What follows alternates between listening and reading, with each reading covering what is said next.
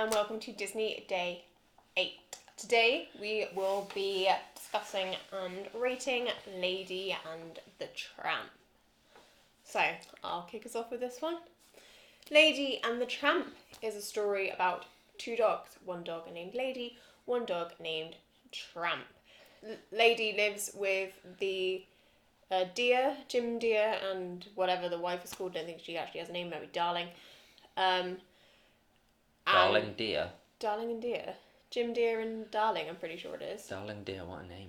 Yeah, they don't really...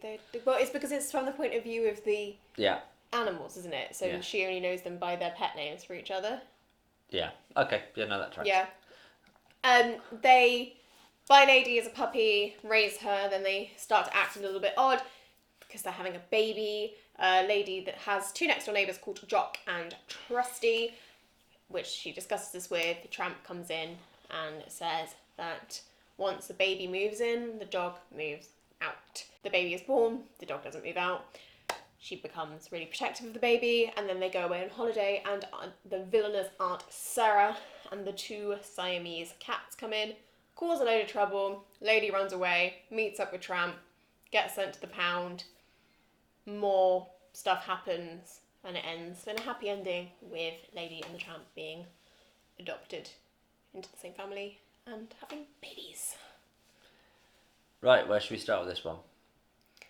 Should we start with Lady? Lady, okay. Who doesn't love Lady? She's quite a cool little character.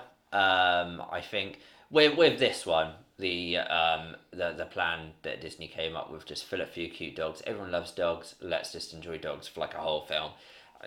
Good business plan. Yeah. Lady just looks like the beautiful Cocker Spaniel. Yeah, she's an English Cocker Spaniel. Yeah, just with the fluffy ears, you instantly look and kind of go, oh, I know a dog like that. I've got a dog like that.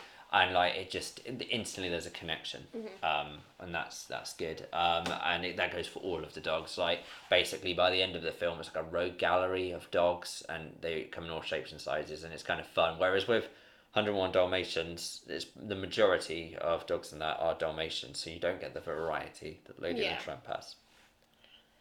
I like Lady. She's super cute. I'd love to have a Cocker Spaniel. They're great dogs. I like, she's cool. She's basically a posh dog. I don't really have much else to say about her, unfortunately. As much as I adore this film because it's dogs and I'm a huge dog person, yeah, she's cute. Tramp is way more to talk about. He is the rebel, the man on the street, and it comes up a lot in Disney. There's always like the posh novice of the street, and then there's always the streetwise dog, and then it's not even Disney. It's like anything to do with dogs. There's always like the cool stray that kind of like is the rebel, and in the end they go, actually having an owner is the better way to be. No different Lady and the Tramp. It's fun to be around Tramp. He's a fun character to be the lead.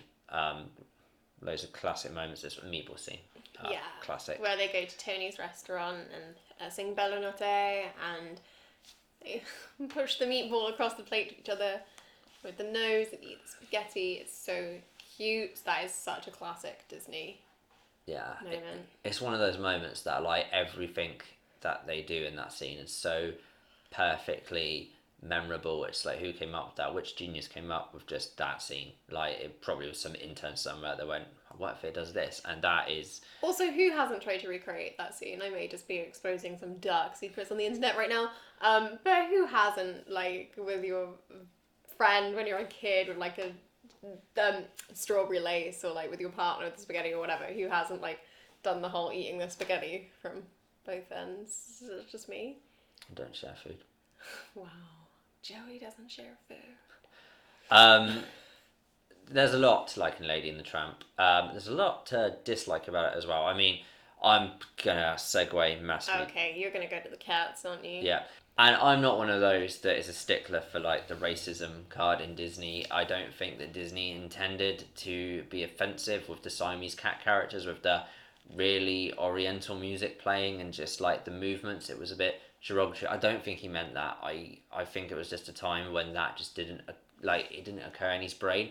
The problem with it is that those characters then do nothing for the rest of the film. They have this whole entrance song, and I think they come back for one moment. It seems... They're whenever Aunt Sarah is, aren't they? Yeah, but like for the deal they make, you're thinking these are the villains, but they don't really do anything other than just be annoying and like mildly threatening in the background. It's like if you're gonna make such a controversial scene, you at least make it mean something. You're just upset with how they treat cats. To be honest, I'd like. And it is fine. In like a few films' time, you're gonna get the cats that you want to talk about. Yeah, I have nothing wrong with these cat characters. I think they could have been fun, but they just nothing happens with them, and I think that's more damaging to the film than anything else. Let's talk about the fact that Lady gets put in the pound. That is probably who the main villain of the piece is the dog catcher. Yeah, the pound scenes are great. A little bit like Pinocchio, there's just this open-endedness to the whole thing. Like, so you expect the dogs to come in, free all of the dogs in the pound, and then they go away. But that's not what happens. In fact, while the main characters are saved, the remainder of the dogs in there are obviously still in the pound. And they're obviously being put down. There's that scene where the dog's taken to the door, closes. That's the last you hear about that dog. It's just one of those moments that sits there. And it makes Lady and the Tramp one of the better classics because it still has that taste of... We've left the point when all of the classics are surefire hit. Okay, your opinions notwithstanding. We're like, they're not all like instant classics, but I think Lady and the Tramp, with the dog pound scene, it just elevates Lady and the Tramp, so it's still one of the better classics. Yeah, that really bothered me as a child because I love dogs so much, and I was just like, where are the other dogs going? Why are those dogs still there? But it was something that needed to be discussed, and I like that Disney... it's realistic, isn't it? It happens. Like, sadly, there are dogs that are in shelters because people can't look after them and they can't find homes. It's just Disney again being like, yeah, not everything's a fantasy, kids. This is a very real problem. Of course, kids just went out and bought several dogs that they couldn't afford after this film, but let's not dive into that. Can we talk about the fact that Tramp is slut-shamed in this film? Go on. So when Lady gets to the pound and she starts talking about Tramp, there's the... I can't remember what she's called, but there's the dog there that... You know which dog I'm on about, don't you? She sings the song He's a Tramp, which is basically about the fact that Tramp has had multiple girlfriends.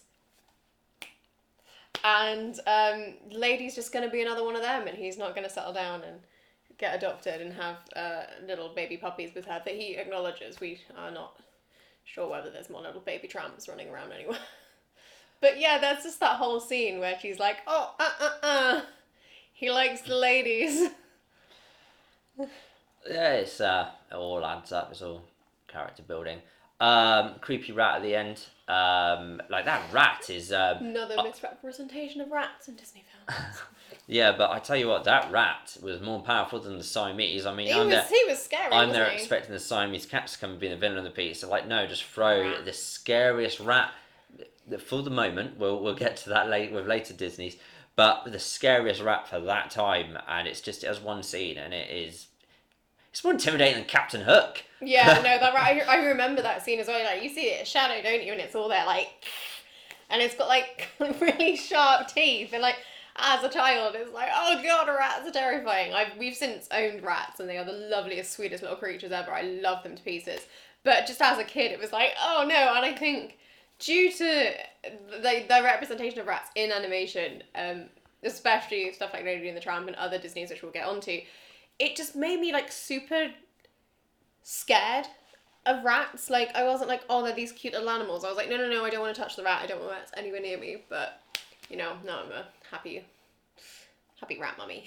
So, yeah. I think I've said all I've got to say. Is there anything else you want to touch upon? Trusty and Jock, the neighbours. Yeah, they're good fun. It's the sniffer dog that can't sniff anything, and the Scottish dog. More racist, well, not more racist than the Siamese. No, more stereotypical, perhaps. Yeah.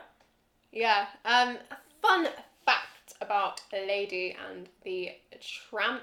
I'll give you two fun facts, actually, kind of the same fun fact. So, the actual film idea came from a Disney animator whose name I have completely forgotten. Joe is his first name, can't remember his last name, who pitched the idea to Walt Disney actually in the 1930s about the antics of his English Cocker Spaniel lady. And then it came that film. And the scene where Jim Deere gives Mrs. Deere, can't remember her name, darling, we'll call her, lady in the hat box at Christmas, is inspired by real life when Walt Disney gave his wife Lillian a chow puppy in a hat box to say sorry for forgetting their dinner date. You know what? Seeing as Lady assumes that her owners are literally the pet names her owners give to each other, I dread to think what my dog thinks Mum and Dad's names are. Anyway, Yeah. I'm going to give it a rating. Yes, go for it. I think Lady and Tramp's strong. I've got my problems with it, but it's nitpicking, so I'm going to go high 7. I'm going to give it a 6. Yeah, fair enough. Yeah. Good, strong, solid, middle of the pack Disney for me. But we're going to hit some middle of the pack Disney soon, so Lady and Tramp's going to be quite high. Because we're nearly in the dark age of Disney. More to that when we get to it. Yeah.